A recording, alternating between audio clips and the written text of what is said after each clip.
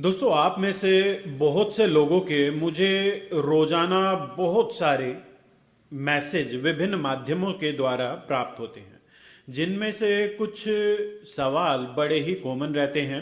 जैसे शारीरिक और मानसिक तौर पर हमें कमजोरी अनुभव होती है, उठते बैठते समय चक्कर आते हैं, हाथ पैरों में दर्द होता है, मन में घबराहट बेचैनी हमेशा बनी रहती है, किसी भी कार्य को करने का मन नहीं करता, सारे दिन बिस्तर में पड़े रहने की इच्छा होती है, मन में हमेशा कामुक और अश्लील विचार आते रहते हैं। किंचित विचार मात्र से या फिर बिना विचारे ही जननांग से पतला चिपचिपा द्रव्य निकलने लग जाता है। हमें धात की शिकायत है, हमारा पाचन तंत्र खराब है, खाया पिया शरीर पर नहीं लगता। पुरुष अंग में मोटी मोटी नसें दिखाई देने लग गई है। हमें शीघ्र पतन की शिकायत है, हमारे लिंग में अच्छी प्रकार से उत्थान नहीं आ पाता, और भी ना जाने बहुत सी आप लोगों की समस्याएं मुझे रोजाना प्राप्त होती हैं। पर इस प्रकार के 100 में से 95-96% रोगी ऐसे होते हैं जो कहते हैं कि हमने पहले जाने अनजाने में बहुत अधिक हस्तमैथुन किया था, जिसके चलते ये कमजोरी, ये समस्याएं हमें घेरे हुए हैं, और जैसे जैसे समय बीतता गया वो समस्याएं भी बढ़ती गई। हमने लाख प्रयास किया परंतु समस्याओं ने पीछा नहीं छोड़ा।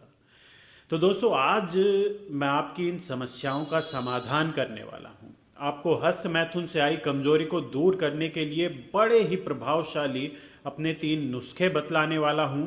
साथ ही साथ कुछ आयुर्वेदिक औषधियों के विषय में भी बात करेंगे, जो आप बाजार से लेकर प्रयोग कर सकते हैं, जो आपको बड़ी ही आसानी से बाजार में उपलब्ध हो जाएंगी, और उनका प्रयोग करने पर हस्त मैथुन जनित कमजोरी को दूर किया जा सकता है। परंतु उससे पूर्व मैं इस विषय में अपने अनुभव, अपने विचार आप सभी के सामने रखना चाहूँगा। अपने विचारों के बारे में आपको बताने से पूर्व पहले बता देना चाहूँगा कि आखिर हस्त मैथुन के चलते क्या क्या नुकसान हो सकते हैं। सबसे पहला नुकसान, यह कामुकता को बढ़ाता है, जिसके चलते अधिक कामुक विचार और चिंतन आप करने लग जाते हैं। व्यर्थ में ही यौन अंगों में उत्तेजना आ जाती है, ना चाहते हुए भी बार बार वीर्यपात जाने अनजाने में होने लग जाता है, और कई बार यह कामुकता विभिन्न प्रकार के मानसिक और शारीरिक विकारों को भी उत्पन्न कर देती है। अत्यधिक हस्त मैथुन के चलते अति मैथुन के समान ही दुष्प्रभाव शरीर पर देखने को मिलते हैं। हाथ पैरों में जलन, कमर में दर्द, शरीर में चींटियों की सी रेंगने की अनुभूति होना, दृष्टि का कमजोर हो जाना, चेहरा निस्तेज और पीला पड़ जाना, गालों का चिपक जाना, हमेशा उदासी का छाए रहना। कई बार यह स्थिति बहुत अधिक विकृत हो जाती है, तो ऐसी स्थिति में पाचन तंत्र संबंधी समस्याएं भी देखी जाती हैं। और सबसे अधिक नुकसान जो होता है वो है संवेदनात्मक संज्ञा का अधिक बढ़ जाना, जिसके चलते सर्वप्रथम शीघ्र पतन और स्वप्न दोष जैसी समस्याएं उत्पन्न होती हैं, और धीरे धीरे ये समस्याएं बढ़कर नपुंसकता का रूप ले लेती हैं। और अगर बहुत अधिक दबाव के साथ हस्त मैथुन किया जाए तो लिंग में विभिन्न प्रकार की विकृतियां भी उत्पन्न हो जाती है। परंतु मैंने अपने अनुभव से ये पाया कि ये सभी चीजें हस्त मैथुन की अति करने पर ही उत्पन्न होती हैं। ठीक इसी प्रकार की स्थितियां मैथुन की अति करने पर भी उत्पन्न हो जाती हैं। तो अगर अति ना की जाए तो बहुत ही कम संभावना है कि इस प्रकार की विकृतियां इस कारण के चलते उत्पन्न हुई होंगी। परंतु अब जब विकृतियां उत्पन्न हो ही गई है, तब इनका क्या किया जाए, उसके लिए आज मैं आपको 3 बेहद ही प्रभावशाली नुस्खों के बारे में बतलाने वाला हूं। साथ ही साथ कुछ आयुर्वेदिक औषधियों के विषय में भी आप सभी के साथ चर्चा करूंगा। तो चलिए बिना देर के प्रारंभ करते हैं।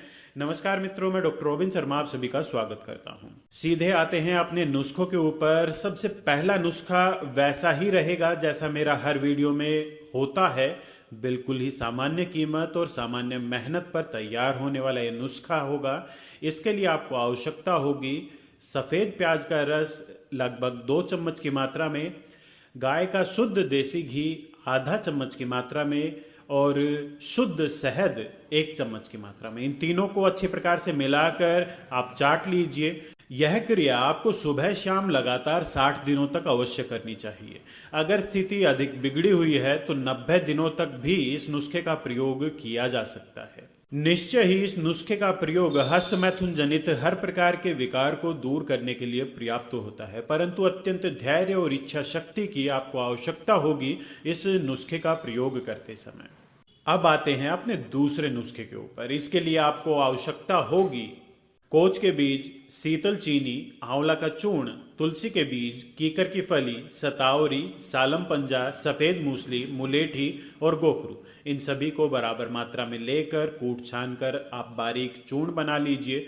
अब इस चूर्ण के वजन के बराबर आप पिसी हुई मिश्री का चूर्ण भी इसमें मिला दीजिए। आपका नुस्खा बनकर तैयार है और इसकी प्रयोग विधि भी पुनः वही रहेगी। 1 चम्मच चूर्ण, आधा चम्मच शुद्ध देसी घी, 2 चम्मच शहद, इन तीनों को मिलाकर आप चाट लीजिए।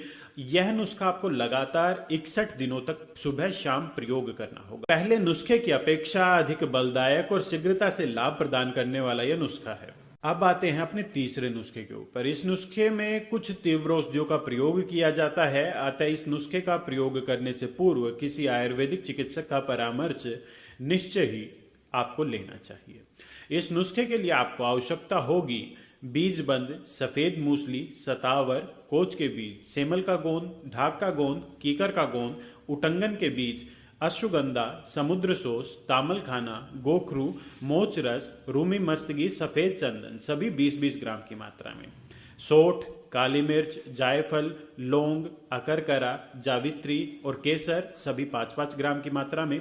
अब अभ्रक भस्म, चांदी की भस्म, यसद भस्म, बंग भस्म, नाग भस्म, मोती पिष्ठी, सभी 5-5 ग्राम की मात्रा में। मल सिंदूर और रस सिंदूर 3-3 ग्राम की मात्रा में आपको लेना है।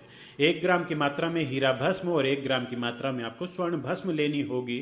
सर्वप्रथम समस्त काष्ठ औषधियों को कूट छान कर आप एक जान कर लीजिए। अब सभी रस औषधियों को अलग अलग खरल करने के पश्चात काष्ठ औषधियों के चूर्ण के अंदर आप मिला दीजिए। आपका नुस्खा बनकर तैयार है। यदि आप इस नुस्खे की शक्ति को बढ़ाना चाहते हैं तो पानपत्र स्वरस और भृंगराज स्वरस की 3-3 बार भावना देकर 1-1 रत्ती की गोलियां बनाकर सुरक्षित रख लें। इस नुस्खे का प्रयोग भी आपको पहले वाले 2 नुस्खों की तरह ही करना होगा। 2 चम्मच शहद, आधा चम्मच घी और 4 ग्राम की मात्रा में इस चूर्ण का आपको प्रयोग करना है। सुबह शाम लगातार 41 दिनों तक इसका प्रयोग पर्याप्त रहता है, लगभग हर प्रकार की कमजोरी को दूर करने के लिए जो हस्त मैथुन के चलते उत्पन्न हुई हो।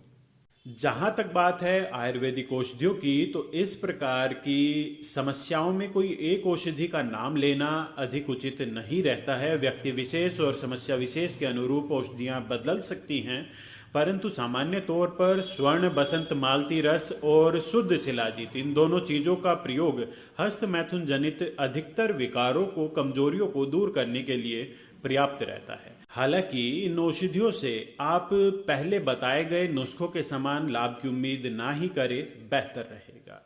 तो दोस्तों, आशा करता हूं आपको मेरे द्वारा दी गई ये जानकारी पसंद आई होगी। अगर आपको ये जानकारी पसंद आई है तो अधिक से अधिक लोगों के पास इसे शेयर कीजिए। साथ ही साथ वीडियो को लाइक कीजिए। अगर आपके मन में कोई सवाल है मुझे नीचे कमेंट के माध्यम से बताइए, और अगर आपने अभी तक हमारे चैनल को सब्सक्राइब नहीं किया है, इसे अभी सब्सक्राइब कर लीजिएगा। अभी आज्ञा चाहूंगा, मिलते हैं अगले वीडियो में। नमस्कार।